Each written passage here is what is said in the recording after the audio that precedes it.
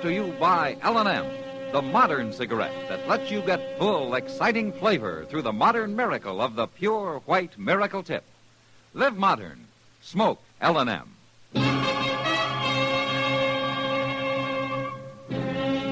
Around Dodge City and in the territory on West, there's just one way to handle the killers and the spoilers, and that's with a U.S. Marshal and the smell of gun smoke.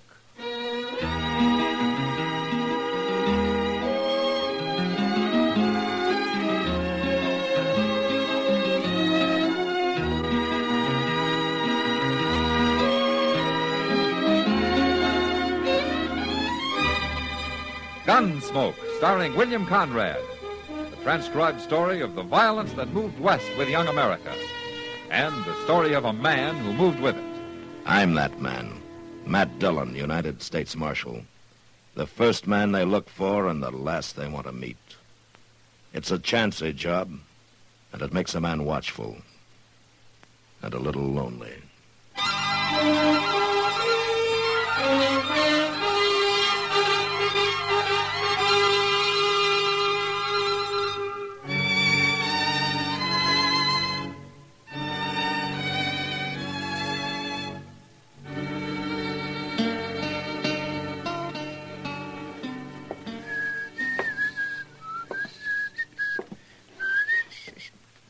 Well, my goodness. Now, if that sure don't beat all. What's the matter, Chester? Odie Perkins, coming down the street there with a mat on so thick you can feel it right through the window. Oh? Odie's not a man to get tempered easy. Well, he sure is now, Mr. Dillon. He's so doggone riled, he's leaving a blue streak behind him. It's the gospel truth, look. That can't be anything serious. Marshal Dillon. Morning, Odie. Marshal, I'm here to call on the power and protection of the law in all its majesty and might. Well, that's a pretty tall order, Odie. You got some reason for needing the law? Reason? I got reasons that go back as far as 15 years. Marshal, I want to swear out a complaint, an injunction, a bench warrant, whatever it is it takes to get a certain low-life scum evicted from the premises, run out of Dodge, banished from the territory, and horsewhipped to boot if you can work it in somehow. What's a certain person done, Odie, to deserve that kind of It ain't what he's done as much as what he is, and I ought to knowed it long before this, but he sure had me fooled. You're not by any chance talking I'm talking about Brace McCoy. That's who I'm talking about. And I even hate to let his sneaking name soil my lips. Yeah, but Odie, you and Brace have been partners as long as I can remember. Oh, not no more. We ain't, not since this morning. Marshal, I want him throwed clean off the place. Now, wait a second, Odie. As I recall, you boys took up that homestead as joint tenants, huh? Brace has got as much right there as you have. Well, Marshal! Yeah, come in, Brace. We were just talking about it. I want to get a fella throwed off of my property, Marshal, and that's a fact. You're referring to Odie Perkins here, That's a fella, Marshal, but him and me ain't speaking, and that's a fact. you're gall darn tootin' we ain't. Not now nor never. I'll sign the papers now if you'll just read 'em up. I'll remind you, Marshal, I come here first. Fixing papers for Odie wouldn't be no use nohow. Little varmint can't write, and that's a fact. I can make as good a X as you can. I mean, he can. Now, wait a minute. Just look at him, Marshal. He ought to be ashamed of himself. A great, big blubber mouth that outweighs me twice again.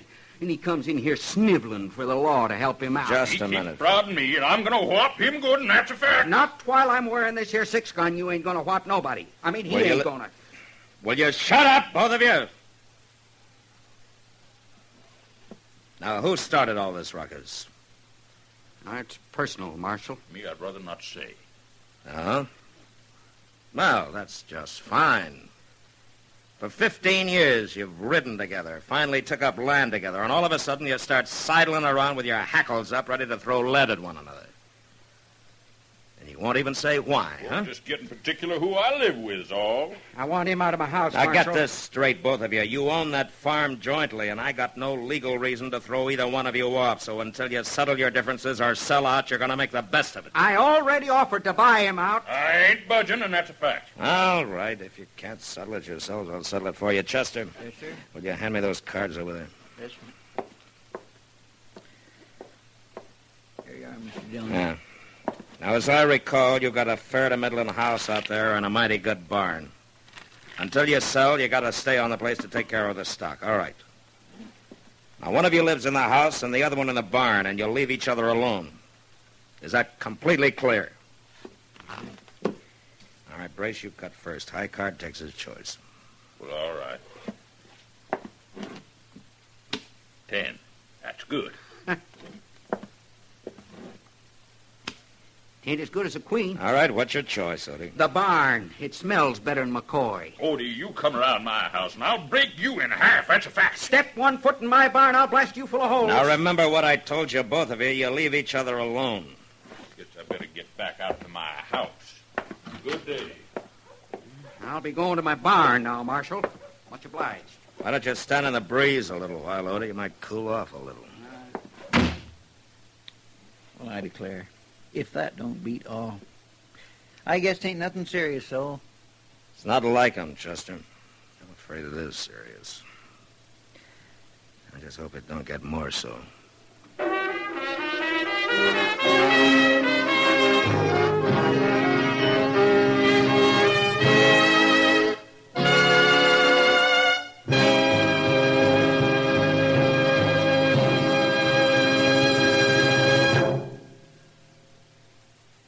Why don't you live modern? Live modern. Live modern. Change to L&M. Only with L&M can you enjoy the full, exciting flavor of today's finest tobaccos through the modern miracle of the L&M Miracle Tip. Through the pure white Miracle Tip, L&M tastes richer, smokes cleaner, draws easier. No other cigarette, plain or filter, gives you all the flavor you want. The rich, exciting flavor you get only from L&M. So light up, free up, let your taste come alive. Live modern. Smoke L&M. Make today your big red letter day and start to live the modern way. Live modern. Get L&M today.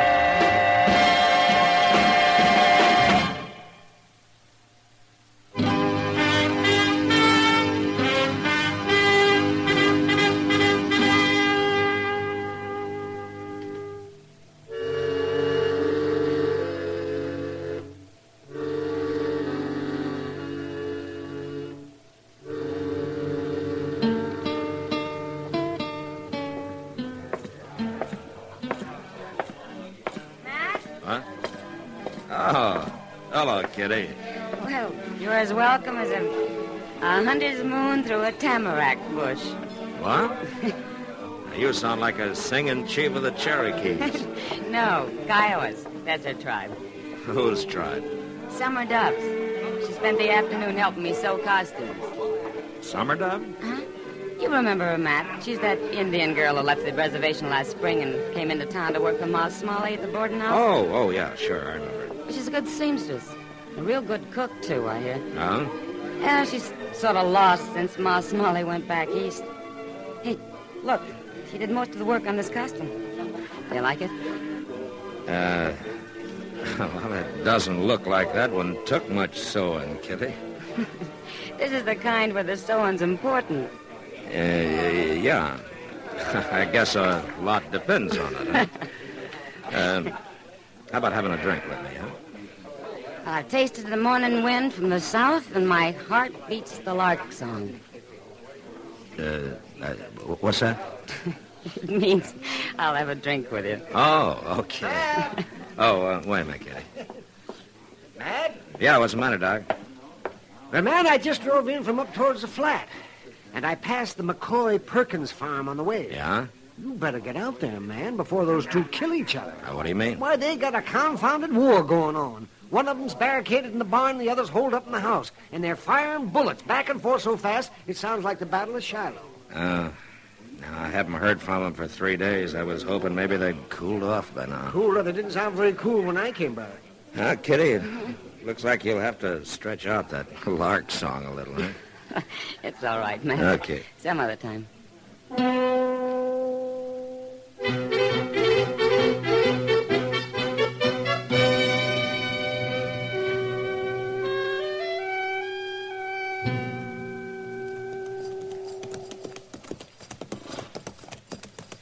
By jing, Mr. Dillon, I never realized it was so far out here.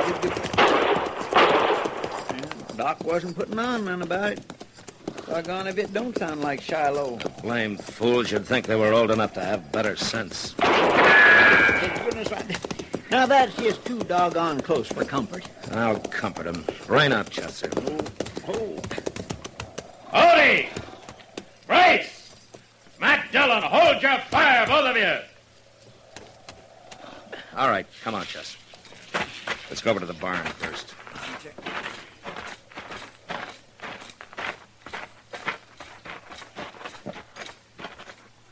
Odie, you in there? You darn tootin' I am, Marshal. That big hunk of buzzard bait ain't about to dislodge me, neither. I am, though. I'll give you just 5 seconds to get that door open and come out here. Now, wait, Marshal. You hurt me, Odie. Okay. I wasn't the one that started. Chester, now. take his gun and keep him covered. Yes, sir, I sure will, Mr. Dillon. My goodness.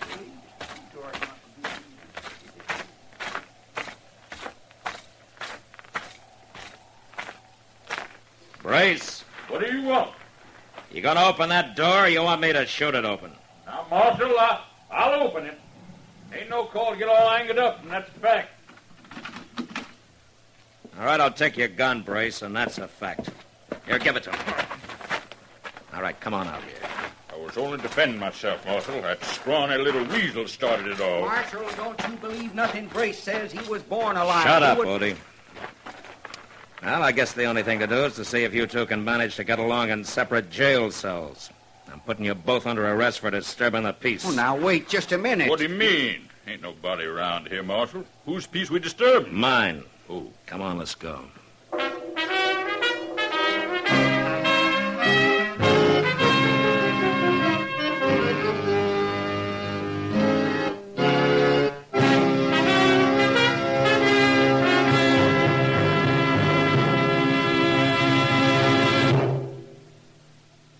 Why don't you live modern? Live modern. Live modern. Change to L&M. L&M is the modern cigarette that lets you get all the full, exciting flavor of today's finest tobaccos. No other cigarette you can buy, plain or filter, gives you the flavor that you get through the modern miracle of the L&M Miracle Tip. Through the pure white Miracle Tip, L&M tastes richer, smokes cleaner, draws easier. So light up, free up, let your taste come alive. Live modern. Smoke L&M. Make today your big red letter day and start to live the modern way. Live modern. Get L&M today.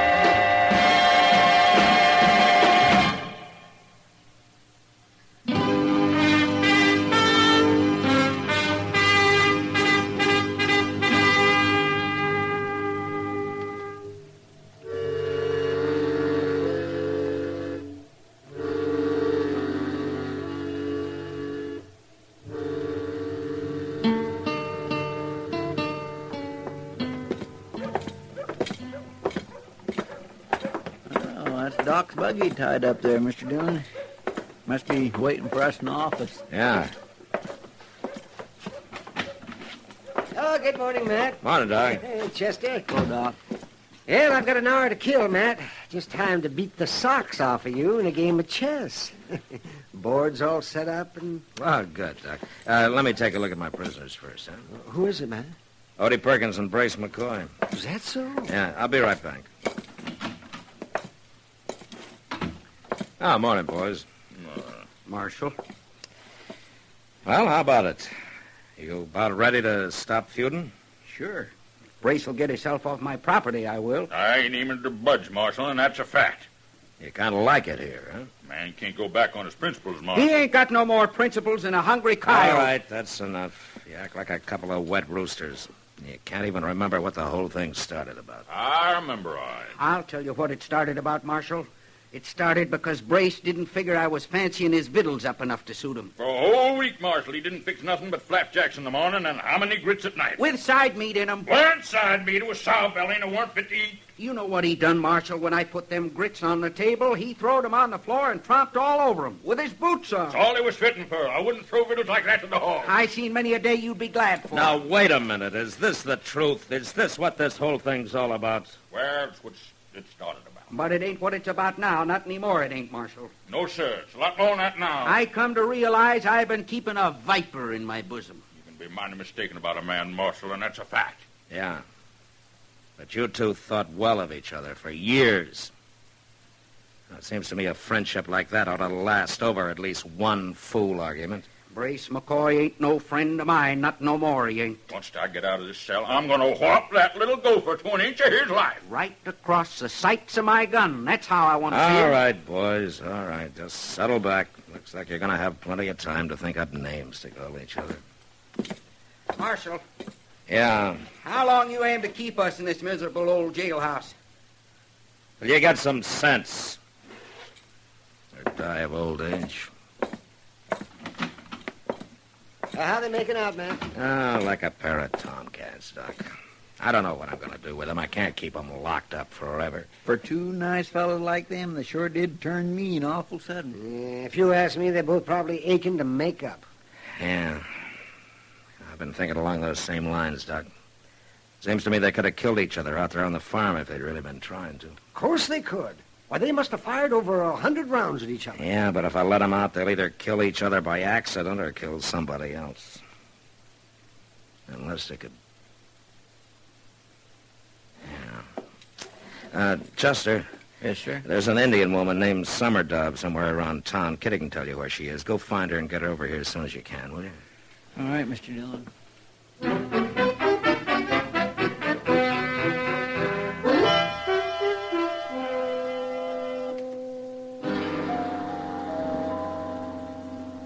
Boys, this is Summer Dove. These are the two men I was telling you about. Summer Dove, the short, skinny one is Odie Perkins, and the fat one's Brace McCoy. How do? Howdy, Miss Dove. Glad to know you, man. Summer Dove's one of the best cooks in Ford County, boys. Ma Smalley taught her how. So? Now, she needs a place to live. She'll work for her keep. What are you getting at, Marshal? Well, you boys got a place out there that you're not using, that lean-to against the barn. It might be fixed up pretty comfortable. Like I said, Summer Dove's a mighty fine cook. All right. I'd be proud to hire on Miss Summer Dove, Marshal, providing you fix it to keep that ornery sidewinder away from my property. Ah, sidewinder, you... Brace, you come within 20 yards of me, you better come a-shooting. All right, boys, hold it. Well, Summer Dove, these are the two men I thought you might like to work for, or one of them, more likely. One man, two men, makes no difference. All right. You wait out in the office for me, will you?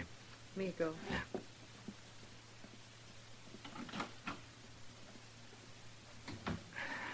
Boys, if you can't come to any agreement, it looks like there's only one way to settle this. What you got there, Marshal? Your guns. I figure you couldn't kill each other out there at the farm because you had too much cover, but here it's different. What are you doing, Marshal? I'm putting your guns on the floor of your cells, but neither one of you touch them now till I'm out of here. Oh, now, wait just a minute. I don't like this, Marshal, and that's a fact. There's nothing between you now but an 8-foot corridor and open bars. Now, you get it settled, boys, one way or the other. I'll be in my office.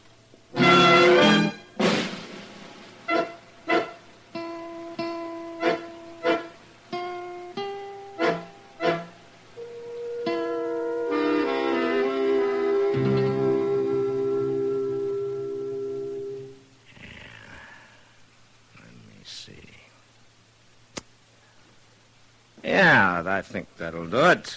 Oh, Mate, Doc. doggone you, Oh, that was a sneaky move. Yes, it was, if I ever saw one. Yeah, it was. I swear I can't get over it, Mr. Dillon. Odie and Brace walking out of here that way, arm in arm, like there hadn't never been no crossword between them. Well, it's like Doc said, Chester. They were anxious enough to make up. All they needed was a push. Well, you sure did take a big chance, though, giving them their guns back. They didn't want to kill each other. Somebody just had to make them realize it, that's all. I wasn't taking much chance. He sure wasn't, Chester. Not the way he did it. Chester, you can ride out there tomorrow and take these guns to him, if you will, and see if Summer Dove's got herself settled down, huh? All right, Mr. Dillon. What do you mean, Doc? Not the way he did it. Just that, Chester. Matt doesn't take any chances. You don't call that taking a chance when they might have killed each other? Not with the blanks he made and put in their guns. He made blanks? Sure, like those actors use on the stage. What? Oh, of course, I figured what he was up to. He didn't fool me any. Well, you sure fooled me, Mr. Dillon. I was sitting here on pins and needles just waiting for the sound of death. Oh, you're an easy mark, Chester. You know, Doc, I was pretty sure about those fellas all the time. You were? Yeah. You see that whiskey bottle out there? Of course I see it. Why? Blanks, Doc?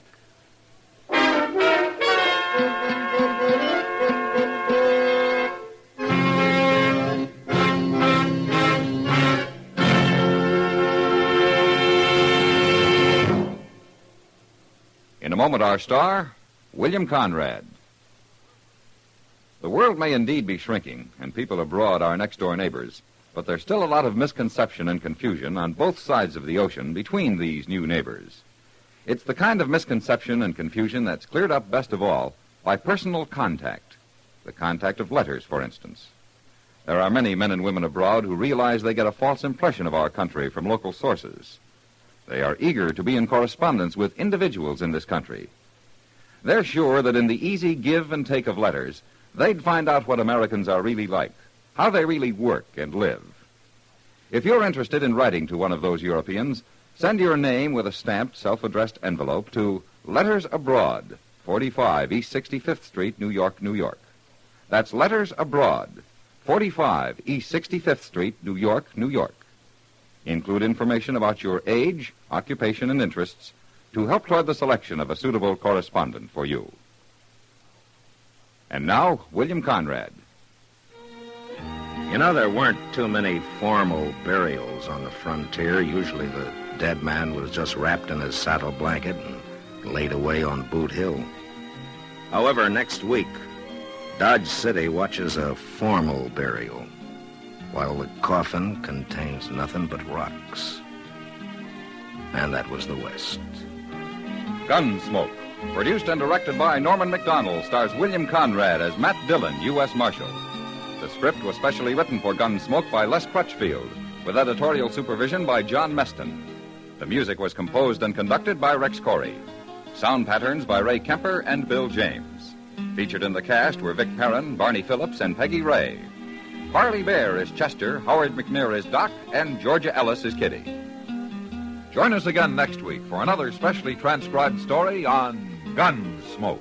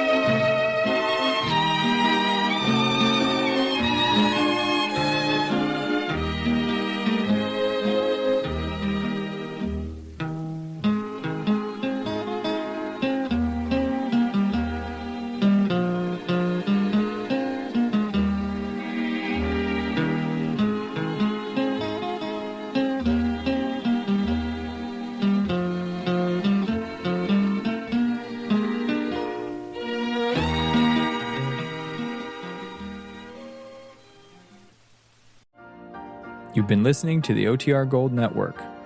Find more classic radio at otrgold.com.